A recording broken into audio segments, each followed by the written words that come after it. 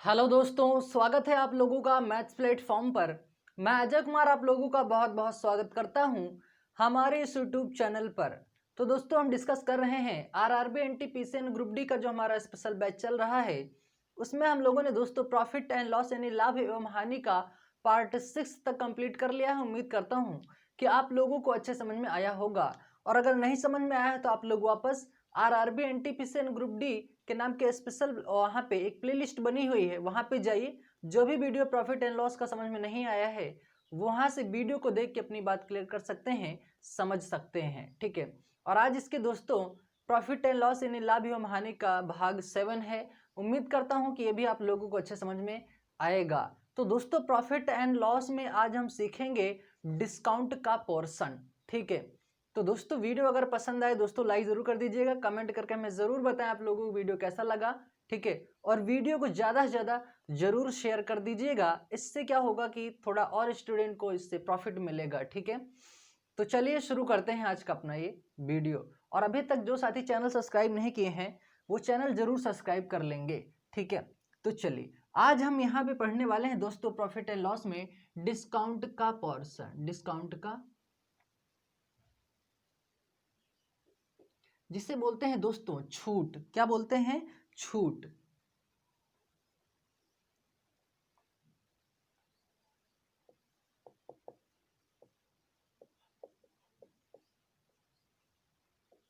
अब दोस्तों छूट तो ये है ही, छूट को दोस्तों और एक नाम से जाना जाता है बट्टा, जिसे बोलते हैं। क्या बोलते हैं? बट्टा। और इसी को दोस्तों और भी एग्जाम लैंग्वेज बोल सकता है। एक होता है दोस्तों अनुक्रमिक छूट, अनुक्रमिक छूट, सतत, लगातार। ये दोस्तों एग्जाम लैंग्वेज हैं, इसको पढ़ के चलेंगे दोस्तों। तो अगर हमें क्वेश्चन पूछ देता है कि लगातार छूट, तो दोस्तों हमें क्या समझना है कि वो डिस्काउंट की बात कर रहा है। ये दोस्तों छूट के नाम है, यानी जो डिस्काउंट डिस्काउंट जो होता है वो उसके और नाम है, एग्जाम लैंग्वेज है ये। उनको समझ के चलना है कि छूट जिसे बट्टा बोलते हैं उसे अनुक्रमिक छूट भी सतत या लगातार बोलते हैं। ठीक है। तो सबसे पहले एक एग्जाम्पल के तौर पे हम इसको सबसे पहले हम समझेंगे, फिर बातें हमारे क्लियर होंगी। जैसे मान लो दोस्तों कोई दुकानदार है और आप, जैसे कोई दुकानदार है, आप किसी दुकान पे गए और उस दुकानदार ने आपको बोला कि कोई वस्तु है वो 120 रुपए की है। ठीक है। और बोले कि भाई मैं आपको ये बुक या आप कोई किताब खरीद रहे हैं और उस किताब को बोल रहा है कि मैं इस किताब पर 10% की छूट दूंगा। तो आपको पता करना ये होगा कि आपको वो किताब जो है कितने रुपए की मिली, या दुकानदार ने उससे आपको कितने रुपए में दिया। ठीक है। तो उस बात को यहाँ पे सबसे पहले हम क्लियर करेंगे एक छोटे से एग्जाम्पल के जरिए। जैसे मान लो दोस्तों कोई दुकानदार है, वो जो है 100 रुपए में उस किताब को खरीद के ले आया। वो कहीं और से खरीद के ले आया 100 रुपए में, 100 रुपए में खरीद के ले आया। और वो जो है उस दुकानदार ने अपने दुकान पे लाते ही उसका अंकित मूल्य जो दोस्तों है, अंकित मूल्य उसने रख दिया 120 रुपए। तो दोस्तों ये क्या है हमारा? ये है हमारा क्रय मूल्य। ये तो दुकानदार 100 रुपए में खरीद के ले आया, और अंकित मूल्य, अब हमें इस अंकित मूल्य को समझना है दोस्तों। क्रय मूल्य आप बहुत अच्छी तरह से जानते हैं, लेकिन अंकित मूल्य क्या होता है वही चीज हमें यहाँ पे क्लियर करना है। ठीक है। तो दोस्तों ये क्या है? हमारा अंकित मूल्य है। यानी कोई दुकानदार 100 रुपए में वो कोई किताब है वो खरीद के ले आया, और अपनी दुकान पे लाने के बाद उसका अंकित मूल्य यानी 100 से बढ़ा के कितना कर दिया? 120 कर दिया, 120 रुपए कर दिया। यानी वस्तु पर कोई मूल्य जो है जब अंकित किया जाता है दोस्तों, वही हमारा अंकित मूल्य कहलाता है। यानी जैसे बढ़ा के, यानी 100 रुपए की वस्तु 120 कर दिए तो वो क्या हुआ? अंकित मूल्य की प्रक्रिया हो गई। ठीक है। तो वही हमारा क्या होता है? अंकित मूल्य होता है। अब आप गए इस दुकान पे, और इस दुकान पे जाने के बाद आपसे वो दुकानदार बोलता है कि भाई मैं इस किताब पे आपको 10% की छूट दूंगा। तो वो किताब आपको कितने की मिलेगी? और वो जो किताब जितने की मिलेगी वही आपका क्या कहलाएगा? डिस्काउंट कहलाएगा, छूट कहलाएगा, बट्टा कहलाएगा। ठीक है। तो दोस्तों यहाँ पे दोस्तों उसने क्या कहा कि मैं 120 पर 10% का डिस्काउंट दूंगा तो सबसे पहले हमें यहाँ पे 120 का 10% निकालना होगा, तभी तो हमें पता चलेगा। यानी 10% का क्या कह रहा है, 10% का डिस्काउंट की वो बात कर रहा है, 10% डिस्काउंट। तो दोस्तों 100 किसी भी नंबर का 10% निकालना मैंने बताया है कि उसके एक अंक पे क्या रख दो, दशमलव रख दो, या आपको एक बात याद होगा, परसेंटेज में मैंने क्लियर करवाया है कि 1% डबल जीरो को कैंसिल करता है। तो यहाँ पे क्या हो जाएगा, 1% है आपके पास, डबल जीरो कैंसिल हो गया, 12 को 1 से गुणा करेंगे आएगा 12। यानी दोस्तों उसने आपको 120 रुपए पर 12 रुपए, 120 पे 12 रुपए की क्या कर दी, छूट दे दी। तो दोस्तों यहाँ से जब आप 12 छूट करेंगे तो यहाँ पे आपको ये वस्तु यानी दुकानदार ने, अब ये क्या, यहाँ पे जो ये आया है दोस्तों वो क्या है, विक्रय मूल्य है। यानी आपको अब खरीद मूल्य कितना पड़ा है दोस्तों, आपको उसने, दुकानदार ने उस किताब को कितने रुपए में दिया, 108 रुपए में दिया। तो दोस्तों ये हमारा क्या होता है, ये हमारा होता है सीपी यानी कॉस्ट प्राइस, ये होता है एमपी यानी मार्क प्राइस, और ये हमारा होता है सेलिंग प्राइस।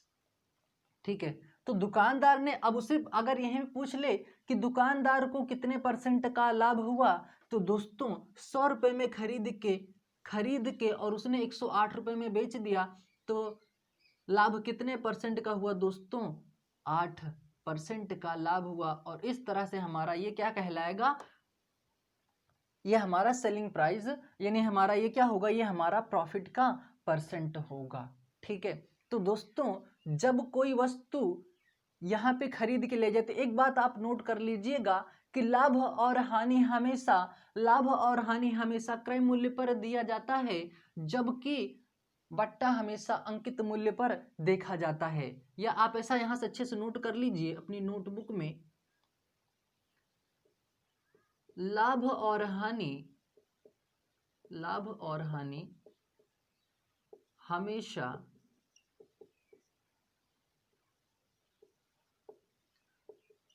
क्रय मूल्य पर देखा जाता है, ये बात आपको पहले से ही पता है, लेकिन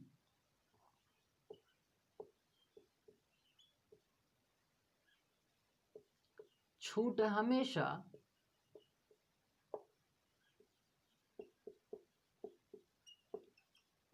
अंकित मूल्य पर देखा जाता है, अंकित मूल्य पर दिया जाता है।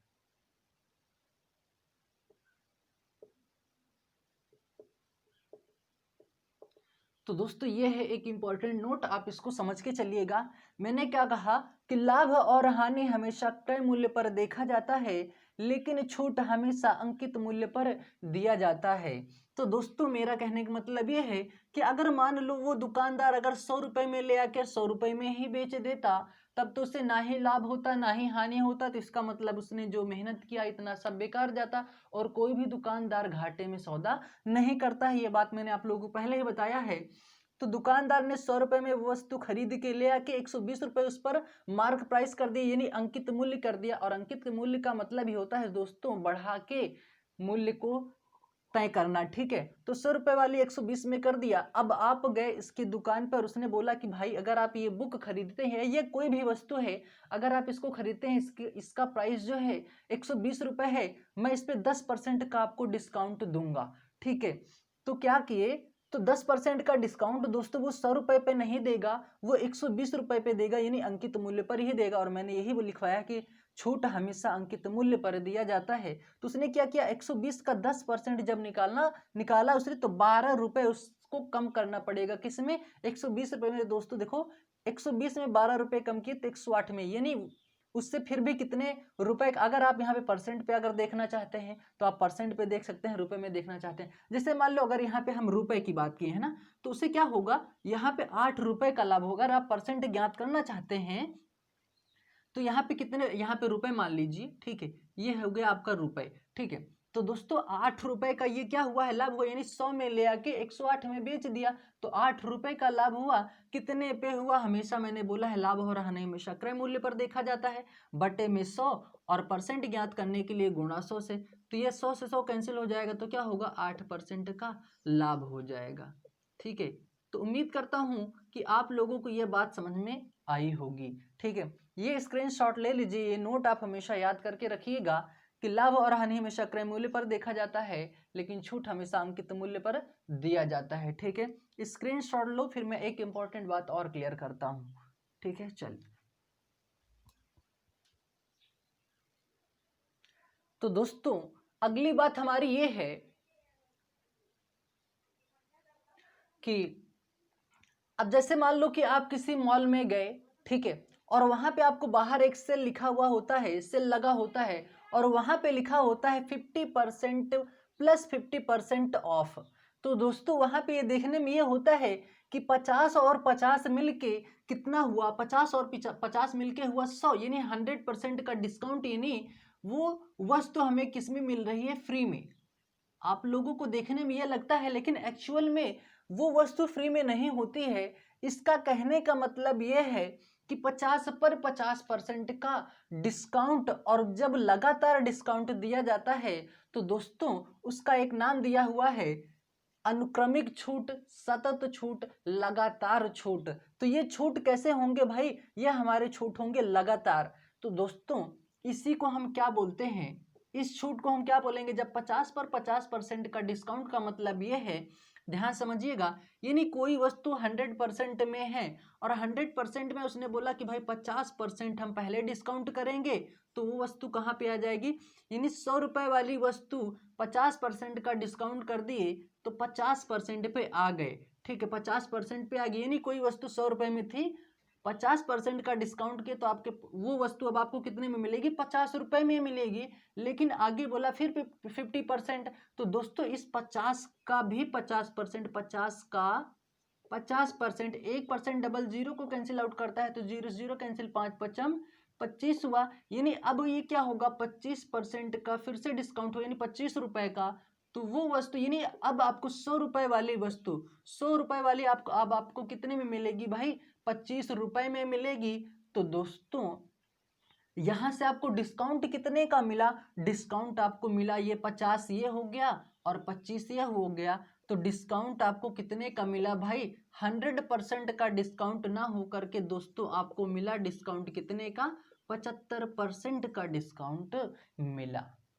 क्या मेरी यह बात समझ में आई आप लोगों को। तो दोस्तों कभी भी जैसे अगर आपको लिखा होता 25% प्लस 25% ऑफ, इसका मतलब पहले 100 पर 25% का डिस्काउंट, आप वो वस्तु आपकी होती 75 रुपए की, और फिर 75 पर 25% का डिस्काउंट करते जो आता यहाँ पे, तो यानी 100 रुपए वाली वस्तु आपको यहाँ पे जितना आता उतने रुपए में मिलेगी। ठीक है, जैसे यहाँ पे 50% प्लस 50% ऑफ का मतलब फ्री नहीं होगा दोस्तों, फ्री नहीं होगा, ये बात आप याद रखिएगा। मैंने यहाँ पे आपको करके दिखाया, और इस तरह के छूट को बोलते हैं लगातार छूट, जैसा कि मैंने यहाँ पे आपको पहले ही लिख दिया है, लगातार,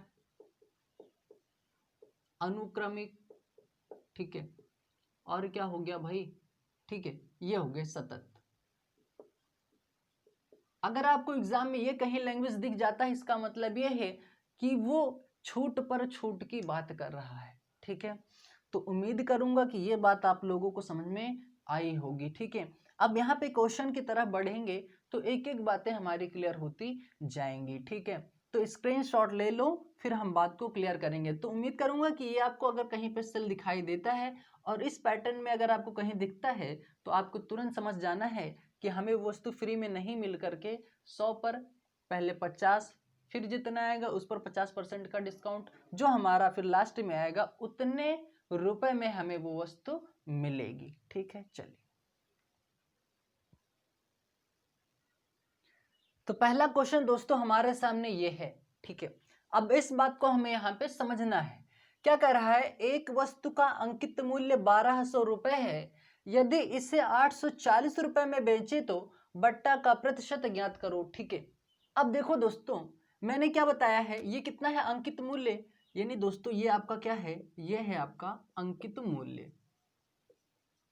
ठीक है, और बेचने की बात कर रहा है यानी विक्रय मूल्य। ये कह रहा है अंकित मूल्य आपका है दोस्तों 1200 रुपए और 840 रुपए में बेच रहा है, यानी 840 रुपए में वो क्या कर रहा है, बेच रहा है। ठीक है, तो सबसे पहले तो हमें ये पता करना होगा कि इन दोनों के बीच में अंतर कितने का है, यानी 1200 रुपए में अंकित किया और 840 रुपए में बेचा।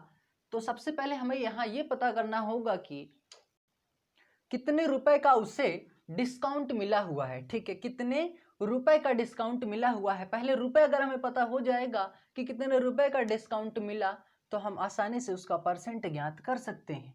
तो दोस्तों 1200 रुपए में अंकित मूल्य है और मैंने हमेशा बोला है कि लाभ और हानि हमेशा क्रय मूल्य पर देखा जाता है, जबकि छूट हमेशा अंकित मूल्य पर दिया जाता है।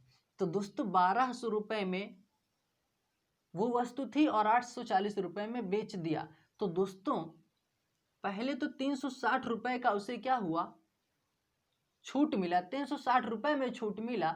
तो दोस्तों जब परसेंट का डिस्काउंट ज्ञात करना हो, जब परसेंट का डिस्काउंट ज्ञात करना हो तो दोस्तों जितना छूट हो उसको ऊपर लिखो। कितने पे छूट मिला है, 1200 पे छूट मिला है, 1200 लिखिए और परसेंट ज्ञात करने के लिए हमेशा गुणा 100 से। ठीक है, तो क्या होगा, 0 से ये 0 कैंसिल हो जाएगा, 12 तिया ये कितना हो जाएगा 36, यानी 30% का क्या होगा भाई, डिस्काउंट होगा और यही हमारा क्या हो जाएगा, आंसर हो जाएगा। क्या इतनी बात समझ में आई क्या? उम्मीद करता हूं कि बात बिल्कुल आप लोगों को समझ में आ गई होगी। 1200 रुपए तो उसका अंकित मूल्य है, ठीक है, और 840 रुपए में उस वस्तु को बेच दिया। तो दोस्तों उसे रुपए में डिस्काउंट कितने का मिला, यानी 1200 रुपए वाली कोई वस्तु थी और 840 रुपए में बेच दिया, तो डिस्काउंट कितने का मिला, 360 रुपए का डिस्काउंट रुपए में मिला है। और परसेंट ज्ञात करने के लिए सबसे पहले तो दोस्तों डिस्काउंट को ऊपर रखो, जितना छूट मिला है उसको ऊपर रखो, कितने पे मिला है उसको नीचे रखो, परसेंट ज्ञात करने के लिए गुणा 100 से। तो क्या इतनी बात आप लोग समझ सकते हैं? उम्मीद करता हूं बिल्कुल आप समझ सकते हैं। स्क्रीनशॉट ले लीजिए, फिर बढ़ते हैं अगले प्रश्न की तरफ। चलिए,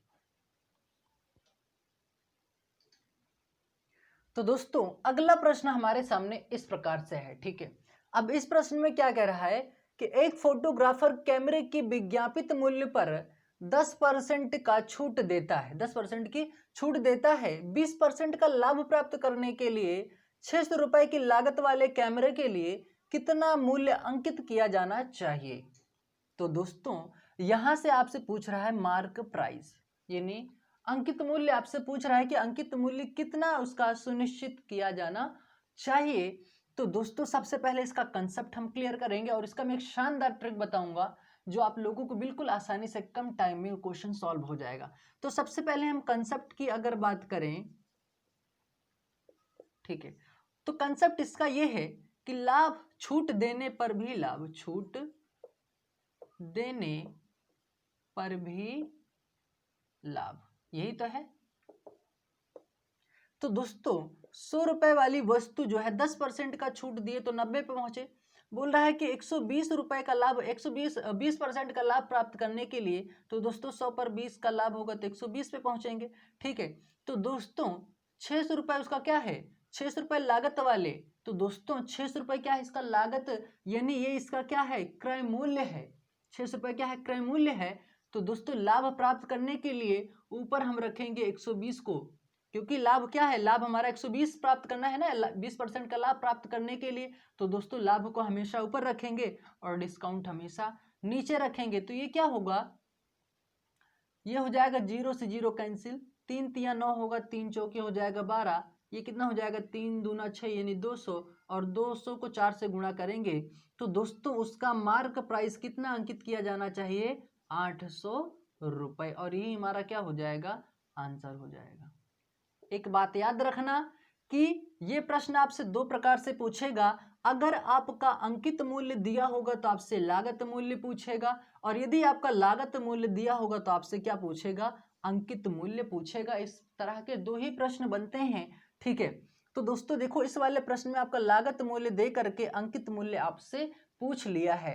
ठीक है, तो दोस्तों सबसे पहले तो हमें लाभ प्राप्त करना है ना, तो हम क्या करेंगे कि लाभ को हमेशा ऊपर रखेंगे और डिस्काउंट को नीचे रखेंगे। ठीक है, अब यहाँ पे तरीका समझिए फिर से, वो क्या कह रहा है कि कैमरे की विज्ञापित मूल्य पर 10% की छूट देता है। तो दोस्तों कोई वस्तु थी 100 रुपए की, 10% का छूट दे दिए तो हम आ गए, यानी 100% की वस्तु थी, 10% का डिस्काउंट दिए तो 90% पे पहुंचे। 20% का लाभ प्राप्त करने के लिए दोस्तों 100 रुपए की वस्तु, 20% का लाभ तो 120 पे हम पहुंचेंगे, ठीक है। तो दोस्तों 600 रुपए की लागत वाले कैमरे के लिए, तो 600 रुपए की लागत वाले कैमरे के लिए 120% का लाभ कमाना है, तो 120 ऊपर रखेंगे, डिस्काउंट नीचे, बस कैलकुलेट कर लेंगे, हमारा क्या आएगा निकल के, मार्क प्राइस निकल के आएगा, अंकित मूल्य निकल के आएगा। तो ये तो रही कंसेप्ट की बात, लेकिन मैं इसका एक ट्रिक बताता हूं दोस्तों, ये ट्रिक याद रखिएगा, ये ट्रिक आपका टाइम बहुत सेव करेगा, ठीक है।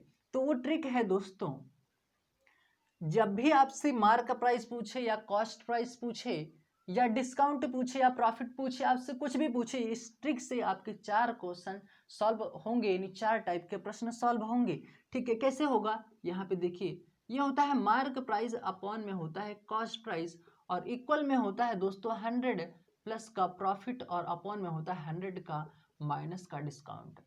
तो आपसे पूछा है मार्क प्राइस, तो मार्क प्राइस को आप ऐसे ही रहने दीजिए। याद रखिएगा कि ये आपका क्या है, ये आपका है ट्रिक, और इस ट्रिक के माध्यम से आपकी ये क्वेश्चन देखो कितना आसान होता है, ये आपको इतना सारा कुछ भी नहीं करना होगा।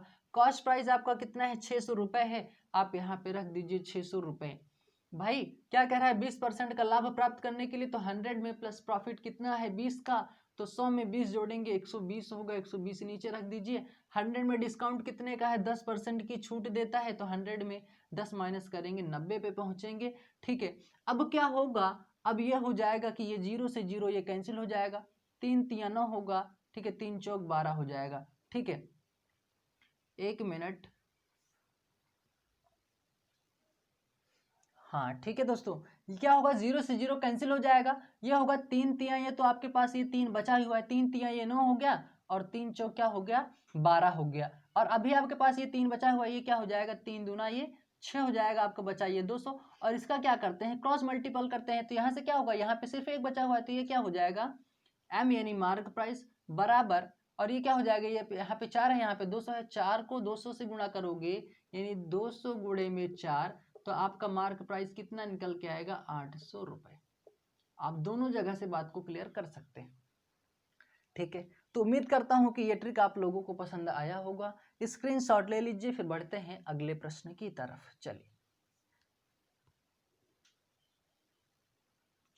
तो दोस्तों अगला क्वेश्चन हमारे सामने इस प्रकार से है, ठीक है।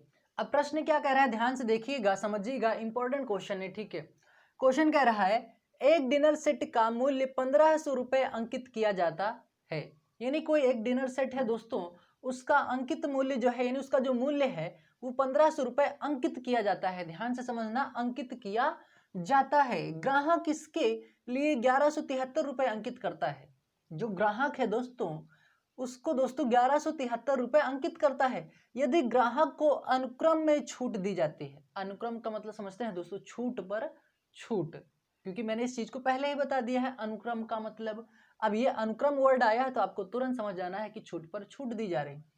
यदि ग्राहक को अनुक्रम में छूट दी जाती है तो प्रथम छूट की दर 15% है, तो छूट की दूसरी दर कितनी थी, ये हमें पता करना है, ठीक है। अब ध्यान से देखना दोस्तों, 1500 रुपए अंकित करता है, 1500 रुपए क्या कर रहा है दोस्तों, अंकित करता है, और छूट की प्रथम दर कितनी है दोस्तों, 15% है, तो 1500 का मतलब गुणा 15% जब ज्ञात करेंगे, तो दोस्तों 1% डबल जीरो कैंसिल आउट करता है, तो 0 से 0 तो ये कैंसिल हो गया, तो 15 को 15 से गुणा करेंगे, कितना आएगा, 225 आएगा, यही तो आएगा, 225 आएगा, 15 15 का वर्ग करेंगे 225 आएगा। तो दोस्तों 1500 में से जब ये 225 माइनस कर देंगे, 10 में से 5 जाएगा, 5 बचेगा, 9 में से 2 जाएगा, 7 बचेगा, 4 में से 2 जाएगा, यहाँ पे कितना बचेगा भाई, 2 बचेगा, और यहाँ पे क्या होगा, 1 होगा। तो दोस्तों ये जो 1275 रुपए आया है, ये क्या आया है, उसका लागत मूल्य आ गया यहाँ से, ठीक है। तो दोस्तों अब देखो, इसके लिए 1173 रुपए वो अंकित करता है, 1173 रुपए अंकित करता है, और दोस्तों छूट के बाद 15% की छूट दिए तो कहाँ पे पहुंचे दोस्तों, 1275 पे, यानी 1173 वाली वस्तु जो है, यानी डिनर सेट जो है 1275, यहाँ पे दोस्तों हुआ इसका, तो ये क्या हो जाएगा, यहाँ से छूट कितना मिला उसे यहाँ पे सबसे पहले पता करेंगे, 102 का, 102 का मिला। और दोस्तों हमेशा आपको ये पता होगा, ये दोस्तों ये इसका क्या है, ये है अंकित मूल्य और ये क्या है इसका लागत मूल्य, क्योंकि क्या कर रहा है, इसके 1173 रुपए अंकित कर रहा है, यानी ग्राहक के द्वारा, यानी उसका लागत मूल्य होगा। ठीक है, तो यहाँ से दोस्तों इसका क्या होगा, ये चीज, ये इसका क्या है, मार्क प्राइस है, और ये इसका क्या है, कॉस्ट प्राइस यानी लागत मूल्य। ठीक है, अब देखो दोस्तों ये डिस्काउंट है दोस्तों, ये बात याद रखना। ठीक है, तो क्या होगा, ये मार्क प्राइस है और हमेशा छूट कहाँ पे दी जाती है, मार्क प्राइस पे दी जाती है। तो 1275 और परसेंट ज्ञात करने के लिए गुणा 100 से। अब क्या करते हैं, इसको 5 से डिवाइड करते हैं, 5 दूना 10 हो जाएगा, 2 बचेगा, 5 पचम 25, 5 पचम 25, 5 दूना 10। ठीक है, फिर 5 से वैल्यू कैंसिल आउट कर लीजिए, 5 पचम 25, 5 का नम 5, 5 चौका 20 हो जाएगा, 51 दूना कितना हो जाएगा, 210 हो जाएगा, 4 और 2 का गुणा करेंगे कितना होगा, 8% का लाभ होगा। क्या इतनी बात समझ में आई क्या दोस्तों? उम्मीद करता हूं बात बिल्कुल आप लोगों को समझ में आई होगी। दोस्तों यहाँ पे एक इंपॉर्टेंट बात और समझिएगा। ठीक है, ये हमारा क्या है, ये तो हमारा ये है पहला डिस्काउंट। ठीक है, क्योंकि 15% पर 15 का डिस्काउंट देगा, तो डिस्काउंट रुपए में कितने का मिला, 225 का। तो क्या किए, 1500 रुपए में जब 15% को उसको पहला डिस्काउंट मिल गया, यानी 225 रुपए का, तो दोस्तों अब उसे वो वस्तु अंकित मूल्य कितनी की गई, 1275 रुपए अंकित की गई, यानी मार्क प्राइस। ठीक है, तो दोस्तों दूसरा डिस्काउंट ज्ञात करने के लिए, दूसरा डिस्काउंट ज्ञात करने के लिए सबसे पहले तो वो वस्तु उसको कितने में मिली है, 1175 रुपए। वो दोस्तों यहाँ पे अंकित नहीं है दोस्तों, यहाँ पे अदा करता है ग्राहक, जो है 1173 रुपए अदा करता है, 1173 रुपए अदा करता है, यानी उसको क्या करता है, देता है, यानी उसके लिए ये क्या होगा, कॉस्ट प्राइस होगा, या कॉस्ट प्राइस रहने दीजिए यहाँ पे। तो दोस्तों अब 1500 रुपए वाली वस्तु उसके लिए कितने में हो गई, 1275 में हो गई। तो दोस्तों यहाँ से हमें सेकंड पता करना पड़ेगा, यानी 1275। अब ये क्या है दोस्तों, ये इसका है अंकित मूल्य। तो 1275 वाली वस्तु अब उसने उसको कितने में, वो कितना अंकित अदा किया है, 1173 रुपए। तो दोस्तों छूट अब उसे कितने की मिली, 102 की, परसेंट ज्ञात करने के लिए। तो यहाँ से दोस्तों दूसरा उसका डिस्काउंट पता चल जाएगा, 15 और 8। तो उम्मीद करता हूं कि अब बात बिल्कुल समझ में आ गई होगी। स्क्रीनशॉट ले लीजिए, फिर बढ़ते हैं आगे।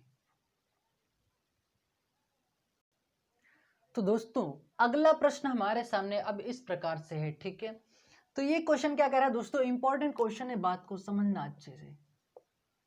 क्वेश्चन कह रहा है, एक व्यक्ति लागत मूल्य से 25% अधिक बिक्री मूल्य अंकित करता है और बिक्री के समय यानी बेचते समय 10% का छूट देता है, तो लाभ का प्रतिशत क्या होगा, ये हमें यहां से पता करना है। ठीक है, तो ध्यान से देखना दोस्तों, ये तरीका मैंने आप लोगों को अच्छा समझा दिया है। अब क्वेश्चन को समझिए। एक व्यक्ति लागत मूल्य से, मान लो लागत मूल्य उसका 100 रुपए था। ठीक है, लागत मूल्य से 25% अधिक अंकित करता है, तो दोस्तों 25% जब वो अंकित करेगा अधिक, तो कहाँ पहुंचेंगे, 125 पे पहुंचेंगे। तो दोस्तों ये तो हुआ उसका कॉस्ट प्राइस, यानी लागत मूल्य मतलब क्रय मूल्य यानी कॉस्ट प्राइस, और यहाँ पे ये अंकित कर दिया, यानी इसका ये क्या हो गया, मार्क प्राइस हो गया, अंकित मूल्य हो गया। और अंकित मूल्य पर मैंने बोला है कि डिस्काउंट हमेशा अंकित मूल्य पर दिया जाता है, तो बिक्री के समय 10% छूट देता है, इसका मतलब 125 का 10% निकालेंगे। दोस्तों मैंने बोला है किसी भी संख्या का एक 10% निकालना हो, तो उसके एक अंक पे क्या रख दो भाई, दशमलव रख दो, वही आपका क्या हो जाएगा, डिस्काउंट हो जाएगा। तो ये क्या हुआ, 12.5 का डिस्काउंट जब यहाँ पे करेंगे दोस्तों, तो कहाँ पहुंचेंगे, 112.5। इतनी बात समझ में। जब 125 में से जब ये 12.5 माइनस कर देंगे, या आप यहाँ से माइनस कर सकते हैं, 125 में से जब आप 12.5 माइनस करेंगे, तो क्या होगा, ये हो जाएगा 5। ठीक है, 4 में से 2 जाएगा, 2 बचेगा, यहाँ पे कितना हो जाएगा, 1 1, तो कितना हो जाएगा, 112.5। तो क्या आया है, 112.5। अब एक बात बताओ दोस्तों, पहले कोई वस्तु 100 रुपए की थी, अब 12.5 की हो गई, तो लाभ कितने का, 100 से 112 होने में 12, आगे 0.5 लगा दीजिए, लाभ का प्रतिशत पूछा है, तो क्या हो जाएगा, 12.5% का लाभ हो जाएगा और ये हमारा क्या हो जाएगा, आंसर हो जाएगा। क्या इतनी बात समझ में आई क्या दोस्तों? उम्मीद करता हूँ बिल्कुल बात समझ में आई होगी। भाई क्या कह रहा है कि लागत मूल्य से 25% अधिक अंकित करता है, तो 100 रुपए पर जब 25% अधिक अंकित करेगा तो कितना होगा, 125 होगा। अब 125 पर यानी बिक्री के समय, तो दोस्तों जब उसको बेचेगा तो मार्केट प्राइस से ही बेचेगा, तो दोस्तों 125 का जब हम 10% निकालेंगे 12.5 आएगा, और 12 जैसे ही 5 आएगा, 125 में 12 जब 5 माइनस कर देंगे तो 112.5 रुपए आ जाएगा। तो दोस्तों आप यहाँ से ये अगर आप रुपए में समझना चाहते हो तो रुपए में आप समझ सकते हो, या परसेंट ज्ञात करना चाहते हो तो ये क्या हुआ, 12.5। ये कितना ज्यादा है, 100 से कितना ज्यादा है, 112 यानी ये ज्यादा है कितना, 12.5 ज्यादा है। और प्रॉफिट और लॉस हमेशा क्रय मूल्य पर देखा जाता है, ये 100 है, ये 100, और परसेंट ज्ञात करने के लिए गुणा 100 से। दोस्तों बात वही बिल्कुल पड़ेगी, 100 से 100 कट जाएगा, वापस फिर से 12.5 ही आ जाएगा। ठीक है, तो ये होगा हमारा राइट आंसर। तो उम्मीद करूंगा बिल्कुल बात समझ में आ गई होगी। स्क्रीनशॉट ले लीजिए दोस्तों अच्छे से। ठीक है, तो दोस्तों ये था आज का हमारा इंपॉर्टेंट वीडियो। उम्मीद करूंगा कि आप लोगों को बात बिल्कुल समझ में आई होगी। ठीक है, इसका और भी इंपॉर्टेंट क्वेश्चन है दोस्तों, उसको भी हम अगले वीडियो में क्लियर करेंगे। ठीक है, वीडियो पसंद आई दोस्तों लाइक जरूर कर दीजिएगा, कमेंट करके हमें जरूर बताएं वीडियो आप लोग कैसा लगा। वीडियो ज़्यादा से ज़्यादा जरूर शेयर कर दीजिएगा। ठीक है, और चैनल अभी तक जो नहीं सब्सक्राइब किए हैं वो जरूर सब्सक्राइब कर लेंगे। ठीक है, तो मिलते हैं फिर अगले वीडियो में, तब तक के लिए थैंक यू, जय हिंद।